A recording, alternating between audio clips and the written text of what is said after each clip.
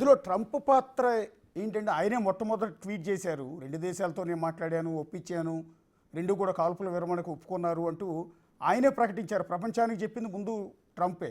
మళ్ళీ నిన్న ఒక స్టేట్మెంట్ ఏంటంటే, నేను రెండు దేశాలతో ఇన్ ఫ్యూచర్లో వాణిజ్య సంబంధాలు ఉండబోవు, వ్యాపారం చేయబోనని చెప్పిన తర్వాతే వాళ్ళు యుద్ధాన్ని ఆపారు, వాళ్ళ అణుయుద్ధాన్ని నేను ఆపాను అంటూ ఆయన ఒక స్టేట్మెంట్ ఇస్తూ ఉన్నారు. అంటే ట్రంప్ మొదలు నా మీడియేషన్ అన్నాడు, తర్వాత నేను బ్లాక్మెయిల్ చేస్తే భయపడ్డారన్నాడు. అందువల్ల దీనిపైన భారత ప్రభుత్వం వివరణ ఇవ్వాలి. ఇండియా తన స్ట్రాటజిక్ డిసిషన్స్లో అటానమీ ఉండాలి. అంటే స్ట్రాటజిక్ అటానమీ అంటారు, అంటే వ్యూహాత్మక స్వయం ప్రతిపత్తి ఉండాలి. వేరే దేశం ఒత్తిడికో, వేరే దేశం ఆదేశాలతోనో, వేరే దేశం బెదిరింపులతోనో మన నిర్ణయం తీసుకుంటే అది మనకు చాలా ప్రమాదకరం. ఎందుకంటే భారతదేశ విదేశాంగ విధానం అది కాదు, భారతదేశ జాతీయ భద్రతా విధానం అది కాదు. అది ఏ దేశమైనా కానీ, అమెరికా కావచ్చు, చైనా కావచ్చు, రష్యా కావచ్చు, ఇంకో దేశ ఆదేశాల మేరకో, బ్లాక్మెయిల్ మేరకో, బెదిరింపుల మేరకో, ప్రోత్సాహం మేరకో, సలహా మేరకో మనం యుద్ధం చేయకూడదు, యుద్ధం ఆపకూడదు కూడా. ఇప్పుడు మనం ఉక్రెయిన్ అనుభవం చేస్తున్నాం. అమెరికా సహకారంతో యుద్ధం మొదలుపెట్టింది. ఇవాళ అమెరికా వెనక్కిపోయింది. ఉక్రెయిన్ పరిస్థితి ఎలా ఉంది? ధైర్యంగా తయారైపోయింది. సో అందువల్ల ఎప్పుడు కూడా అంటే చాలామంది సోషల్ మీడియాలో యుద్ధం చేసేవాళ్ళు, ఇందాక మనం వాళ్ళ గురించి మాట్లాడుకున్నాం, విపరీతమైన స్టేట్మెంట్స్ ఇస్తూ ఉన్నారు. ప్రధాని నరేంద్ర మోడీ కాదు సరెండర్ మోడీ అంటూ ఉన్నారు కొంతమంది ఏమో ఫైర్ అనుకుంటువా, సీజ్ ఫైర్ అంటూ హేళన చేస్తున్నారు ఏకంగా ప్రధాని నరేంద్ర మోడీని. ఇంకంతేకాదు, కాల్పుల విరమణ ప్రకటన చేసిన విదేశాంగ శాఖ సెక్రటరీ విక్రమ్ మిస్రీని ఉద్దేశించి ఆయన ఫ్యామిలీని ఇష్టం వచ్చినట్టు తిట్టిపోస్తున్నారు సోషల్ మీడియాలో. యుద్ధం చేసేయాల్సిందే, పాకిస్తాన్ని నాశనం చేసేయాల్సిందే, పిఓకేని స్వాధీనం చేసుకోవాల్సిందే. ఇదే చాలామంది నుంచి సోషల్ మీడియాలో వస్తున్న డిమాండ్. ఒక ప్రొఫెసర్గా అపార అనుభవం ఉన్న మీరు వాళ్ళందరికీ ఎలాంటి ఒక క్లారిటీ అనేది ఇస్తారండి? అంటే విక్రమ్ మిస్త్రీని ట్రోల్ చేయడం అనేది అర్థరహితము. ఆయన ఫారిన్ సెక్రటరీ మాత్రమే, మన ప్రభుత్వ నిర్ణయాన్ని మాత్రమే వివరిస్తారు. నిర్ణయం తీసుకునేది ఆయన కాదు, నిర్ణయం తీసుకోవడంలో ఆయన ప్రమేయం కూడా ఉండదు. అందువల్ల ఆయన మీద పడితే ఏమొస్తుంది? అది దానికి పరిష్కారం అది కాదు కదా. అదేంటంటే నరేంద్ర మోడీని అడగలేక, ధైర్యం లేక, నరేంద్ర మోడీ పట్ల అభిమానాన్ని కలిగి ఉంటూ ఈ నిర్ణయాన్ని అంగీకరించలేని వారు విక్రమ్ మిస్త్రీ మీద పడుతున్నారు. ఎందుకంటే విక్రమ్ మిస్త్రీ మీద పడుతున్న వాళ్ళంతా రైట్ వింగ్ హ్యాండ్లర్సే, అంటే ప్రో బీజేపీ వారే విక్రమ్ మిస్త్రీ పైన పడుతున్నది. సో మరి విక్రమ్ మిస్త్రీ ఏం చేస్తారు? ఆయన తప్పేముంది అందులో? ఆయన ప్రభుత్వ నిర్ణయం కదా చెప్పేది, ఆయన సొంత నిర్ణయం చెప్తాడా? ఆయన సొంత నిర్ణయం చెప్తే ఆయన ప్రభుత్వం ఇప్పటికీ సస్పెండ్ చేయదా? అందువల్ల అన్యాయంగా ఒక ఆఫీసర్ పైన పడడంలో అర్థం లేదు. మీకు ధైర్యం ఉంటే నరేంద్ర మోడీని ప్రశ్నించండి. మీరు మధ్యలో విక్రమ్ మిస్త్రీని ప్రశ్నిస్తే ఏమొస్తుంది? ఇక నరేంద్ర మోడీ పైన ఆ రకమైన విమర్శలు ఎందుకు వస్తున్నాయి అంటే, నేను ఇంతకుముందే చెప్పాను మీకు అది. ఎందుకంటే మోడీ ప్రభుత్వము, మోడీ పరివారము, మోడీ ప్రభుత్వము పాకిస్తాన్ పైన పోరాడుతున్నంత కాలం మోడీ పరివారము, నరేంద్ర మోడీ మహావీరుడు, నరేంద్ర మోడీ శూరుడు, నరేంద్ర మోడీ లాంటి నాయకుడు ఉన్నాడు కనుకనే పాకిస్తాన్ వణికిపోతుంది, నరేంద్ర మోడీ కనుకనే తీవ్రవాదాన్ని అంతం చేయగలడు అంటూ మోడీ పరివారం పెద్ద ఎత్తున ఒక నెరేటివ్ బిల్డ్ చేసి పెట్టింది. అది చరిత్రలో వాస్తవం కాదు. నరేంద్ర మోడీ గట్టిగా నిలబడ్డాడు అన్నది నిజం. అందుకు నరేంద్ర మోడీని అభినందించాల్సిందే. దేశ రాజకీయ పార్టీలన్నీ ప్రభుత్వ నిర్ణయాన్ని సమర్థించాయి, దాంట్లో ఏం డిస్ప్యూట్ లేదు. కానీ నరేంద్ర మోడీ ఒక్కడు మాత్రమే చేశారు, దేశ చరిత్రలో ఇంకెప్పుడు పాకిస్తాన్కి ఇలా బుద్ధి చెప్పలేదు అన్నది కూడా నిజం కాదు. కార్గిల్ యుద్ధంలో కూడా పాకిస్తాన్ మనం బుద్ధి చెప్పాం. అన్నిటికన్నా మించి 1971 వార్లో 90,000 మంది పైగా పాకిస్తాన్ సైనికులు లొంగిపోయారు. ఇప్పుడు ఎవరు లొంగిపోలే. ఇప్పుడు కాల్పుల విరమణ మాత్రమే. ఎక్కడ లొంగుబాటు ఎక్కడ ఉంది? లొంగిపోతే ఎవరన్నా సంతకం చేశాడా? మీకు గూగుల్లో దొరుకుతుంది ఇమేజెస్లో. Pakistan army surrendering to Indian army 1971 అంటే ఫోటో వస్తుంది. మరి అప్పుడు అది లొంగిపోవడం అంటే పాకిస్తాన్ రెండు ముక్కలైంది. అందువల్ల మనం 1965లో గెలిచాం, 71లో గెలిచాం, 99లో గెలిచాం, ఇప్పుడు గెలుస్తాం, అందులో అనుమానం లేదు. అప్పుడు పోరాడింది, ఇప్పుడు పోరాడింది మిలిటరీ. రాజకీయ నాయకులు పోరాడరు, యుద్ధం రాజకీయ నాయకులు చేయరు. కానీ రాజకీయ నాయకులు తీసుకునే నిర్ణయాలు కీలకం. అందువల్ల నరేంద్ర మోడీ, అటల్ బిహారీ వాజ్పేయి, ఇందిరాగాంధీ అని వేరువేరుగా చూడడం కాదు. కానీ అన్ఫార్చునేట్లీ నరేంద్ర మోడీని పొగిడే క్రమంలో ఎక్కడ దాకా పోయారంటే దేశ ఘనమైన చరిత్రను కూడా కాలరాసి, ఇండియాస్ హిస్టారికల్ పాస్ట్ కూడా లేదన్నట్లు, పాకిస్తానే మన మీద గెలిచినట్లు ఎప్పటికీ ఒక వాతావరణాన్ని బిల్డ్ చేశారు. ఇది పాకిస్తాన్కి అనుకూల నరేటివ్ వాస్తవంగా. ఎందుకంటే మీకు కోపం ఉంటే రాజకీయ పార్టీల మీద కోపం ఉండొచ్చు, నాయకుల మీద కోపం ఉండొచ్చు, కానీ దేశాన్ని అండర్మైన్ చేయకూడదు. ఇలా మోడీ అధికారంలో ఉన్నాడు కనుక ఇండియా గెలవలేదు అని అంటే అంతకన్నా దుర్మార్గం ఇంకోటి ఉంటుందా? అప్పుడు కాంగ్రెస్ అధికారంలో ఉన్నది కనుక ఇండియా గెలవలేదు, ఇప్పుడు మాత్రమే ఇండియా గెలుస్తోంది అంటే దిస్ అబ్సల్యూట్ నాన్సెన్స్ అది. అందువల్ల అప్పుడైనా ఇప్పుడైనా నాయకులు ఎవరైనా ఉండడు, మనం గెలిచాం, భారతదేశం గెలవాలని కోరుకోవాలి. ఈ పార్టీ గెలవడం ఆ పార్టీ గెలవడం కనుక కాదు కదా. అయితే ఈ మోడీ పరివారము అంటే మోడీ అభిమాన ఇకో సిస్టమ్ మొత్తం సోషల్ మీడియాలో ఆ ఉన్మాదపూరితమైన వాతావరణాన్ని క్రియేట్ చేశారు. క్రియేట్ చేసిన వారు భరించలేకపోతున్నారు. సడన్గా కాల్పుల విరమణ చేసే వరకు ఏం చేయాలని అంటే మోడీ ప్రభుత్వ నిర్ణయాల్ని మోడీ పరివారమే సృష్టించిన ప్రభంజనం తట్టుకోలేకపోతుంది. అందువల్ల ఈ ప్రశ్నలన్నీ అడుగుతున్నాయి. దానికి ఆన్సర్ చెప్పాల్సింది ఎవరు? ఆ మోడీ పరివార ప్రభంజనాన్ని సృష్టించిన వారే ఆన్సర్ చెప్పాలి. ఇది Narendra Modi is victim of his own eco system కదా. ఆయన ఇకో సిస్టమే మోడీని, బీజేపీని ప్రశ్నిస్తుంది. అందువల్ల నేనెందుకు అట్లా ఆన్సర్ చెప్పగలుగుతాను? నేను ప్రభుత్వం తీసుకున్న కాల్పుల విరమణ వివేకంతో తీసుకున్న నిర్ణయంగానే భావిస్తాను. భారత ప్రభుత్వానికి ఆ నిర్ణయం తీసుకునే అధికారం ఉంది. సాధారణ ప్రజలుగా మనము ఆ నిర్ణయాలు చెప్పకూడదు, తీసుకోకూడదు. మనం కాదు ఆ నిర్ణయాలు తీసుకోవాల్సింది. వ్యూహాత్మక నిర్ణయాల్ని ప్రభుత్వ ప్రెరగేటివ్గా గుర్తించాలి. మనకు దాని ఇంప్లికేషన్స్ ఏంటి అనేది వచ్చినప్పుడు మనం అడగచ్చు. కానీ ఇప్పుడు కాల్పుల విరమణ సరెండర్ అయ్యాడు మోడీని అని అనడం అర్థం లేని ఆర్గ్యుమెంట్. మోడీ సరెండర్ ఎందుకు అవుతాడు? మోడీ సరెండర్ అంటే ఇండియా సరెండర్ అయినట్టు. అందువల్ల భారతదేశం ఎప్పుడూ సరెండర్ కాదు. అందువల్ల ఇది అంతకుముందు ఇందిరాగాంధీ, కాంగ్రెస్, మన్మోహన్ సింగ్ సరెండర్ అయ్యాడు, వాళ్ళు సరెండర్ అయ్యాడు, వీళ్ళు సరెండర్ అన్నారు కనుక ఇప్పుడు ఈ వార్త వస్తుంది. అందువల్ల ఎప్పుడు కూడా రాజకీయాలకు అతీతంగా దేశ భద్రత, దేశ విదేశాంగ విధానము, దేశ వ్యూహాత్మక నీతిని ఇస్తే రాదు.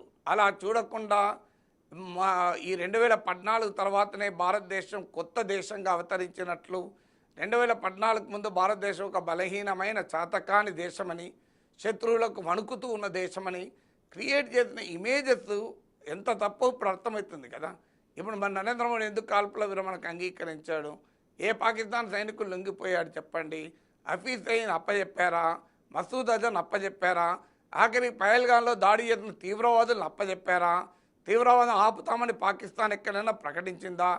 అసలు మేము ఓడిపోయామని కూడా వాడు అంగీకరిస్తలేడు కదా. మరి అలాంటప్పుడు ఎందుకు కాల్పుల విరమణ అంగీకరించారనే ప్రశ్న ఉత్పన్నమవుతుంది.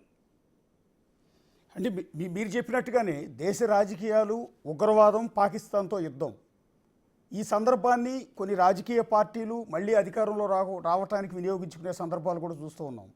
ఇప్పుడు ఈ అంశం అనేది, ఇప్పుడు ఈ కాల్పుల విరమణ కావచ్చు, ఆపరేషన్ సింధూర్ కావచ్చు, ఇదంతా కూడా బీజేపీకి లబ్ధి చేకూరింది అనుకుంటున్నారా, నష్టం జరిగింది అనుకుంటూ ఉన్నారా?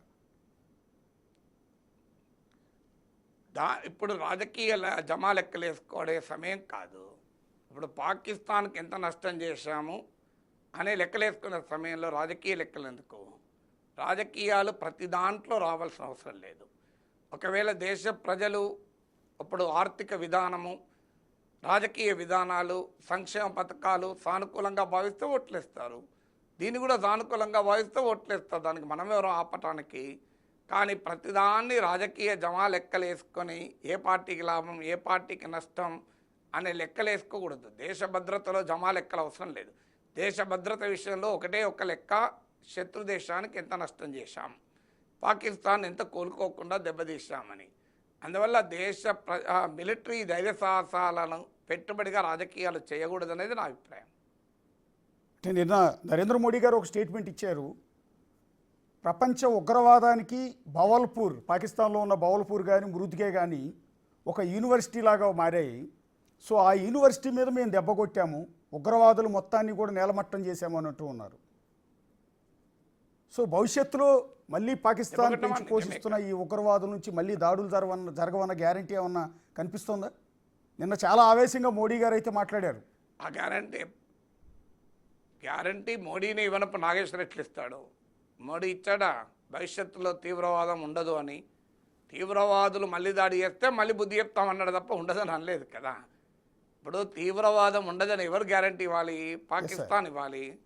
నాగేశ్వర ఎలా ఇవ్వగలుగుతాడు? పాకిస్తాన్ చరిత్ర చూడు, ఆ గ్యారంటీ ఇవ్వలేడు. భారత కూడా గ్యారంటీ ఇవ్వలేదు. అప్పుడు నేను ఎలా గ్యారంటీ ఇస్తాను? అందువల్ల పాకిస్తాన్ చరిత్ర తెలిసిన ఎవడో ఆ గ్యారంటీ ఇవ్వడు.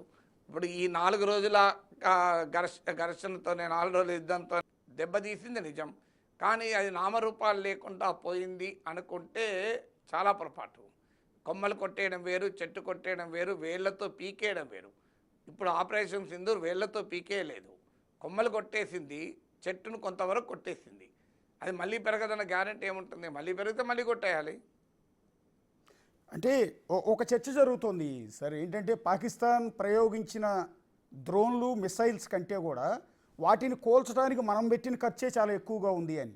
అది ఫర్ ఎగ్జాంపుల్ చైనా నుంచి కొనుగోలు చేసిన మిసైల్స్ ఏమాత్రం పేలని మిసైల్స్ను ప్రయోగించింది, ఎంతకు పనికిరాని చీప్ ఖరీదైన డ్రోన్లను ప్రయోగిస్తే వాటిని కొట్టడానికి మనం కోట్లాది రూపాయలు ఖర్చు పెట్టి టెక్నాలజీ మొత్తం కూడా వాడాల్సి వచ్చింది అని అంటూ ఉన్నారు. అలాంటి మూర్ఖత్వ వ్యాఖ్యలకు నాలాంటి వాడు కామెంట్ చేయడు. ఇప్పుడు దానికి ఏ డ్రోన్కి ఎంత రేటు, ఏ డిఫెన్స్కి ఎంత రేటు మనమా కాదు లెక్కలేయాల్సింది. అది that are all operational details. Operational డీటెయిల్స్లోకి వెళ్ళే నా పరిజ్ఞానం నాకు లేదు, వెళ్ళే విజ్ఞానము నాకు లేదు. సోషల్ మీడియాలో వచ్చే ప్రతిదానికి సమాధానం చెప్పుకొని సమయం వృధా చేయకూడదు. సో ఏ డ్రోన్ వాడారు, దానికి ఏ డిఫెన్స్ వాడారు, దేనికి ఎంత కాస్ట్ అయింది, అది మిలిటరీ చూసుకుంటుంది, నా పని కాదు కదా. ఎస్ సార్, అంటే ఇప్పుడు డీజీఎంఓల మధ్య చర్చలు ఏ స్థాయిలో జరుగుతాయి సార్? అంటే డెసిషన్ మేకింగ్ ఉంటుందా, లేకపోతే ఓన్లీ కాల్పుల విరమణకు సంబంధించి డిస్కస్ చేస్తారా? ఎందుకంటే నిన్న సాయంత్రం జరిగింది, 1 గంట పాటు హాట్ లైన్లో పాకిస్తాన్ డీజీఎంఓ, భారత్ డీజీఎంఓ వీళ్ళిద్దరే మాట్లాడుకున్నారు. ఏం మాట్లాడుకున్నారు అన్న విషయాలు కూడా బయటికి రివీల్ చేయలేదు. నిజానికి కొన్ని రహస్యాలు కూడా ఉండొచ్చు. అంటే మీకు తెలిసిన సమాచారం ప్రకారం ఏ ఏ అంశాల మీద వీళ్ళు డిస్కస్ చేసే అవకాశాలు ఉంటుందండి డీజీఎంఓల మధ్య? నాకెలా తెలుస్తాయండి? మీరు ఆశ్చర్యంగా అడుగుతున్నారు. నాకెలా తెలిస్తే డీజీఎంఓల మధ్య మాట్లాడుకున్న విషయాలు? నాకెలా తెలుస్తాయి? హైదరాబాద్లో కూర్చున్నానికి నేనేం క్లెయిమ్ చేయాలి దానికి తెలుస్తుంది? నిన్న జరిగిన టాక్స్ గురించి కాదు, స్థాయిలో చర్చలు director general of military operations మధ్య బేసిక్గా డిస్కషన్ అనేది ఎలా ఉంటుంది, అంటే ఏ స్థాయిలో ఉంటుంది అని నేను అంటుంది.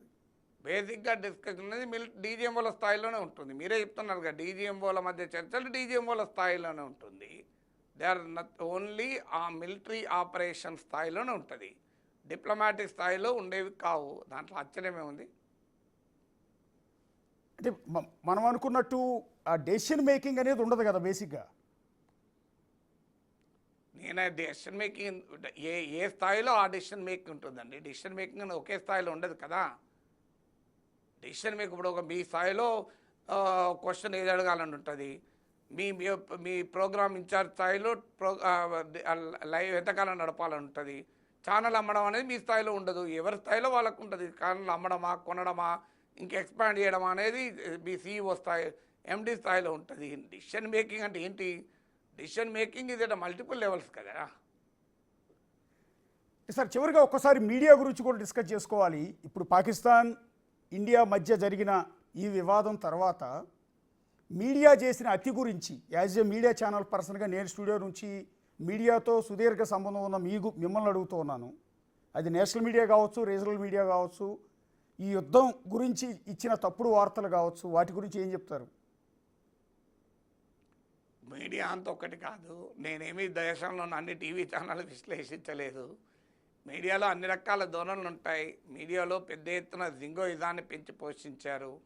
హేట్ మాంగరింగ్ కూడా జరిగింది. అందరూ చేశారని అనను.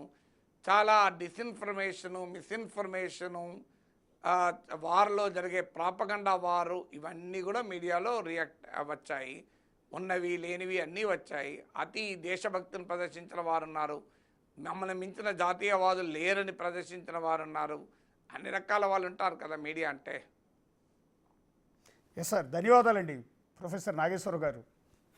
మొదట్లో మిమ్మల్ని రావు అని సంబోధించాను, దానికి చివరిలో క్షమాపణ అడుగుతున్నాను. ప్రొఫెసర్ నాగేశ్వర్ మాత్రమే. యా, అది నాగేశ్వర్ గారితో క్లారిఫికేషన్ అంతే interview. Yeah, thank you sir. చూస్తూనే ఉండండి బిగ్ టీవీ.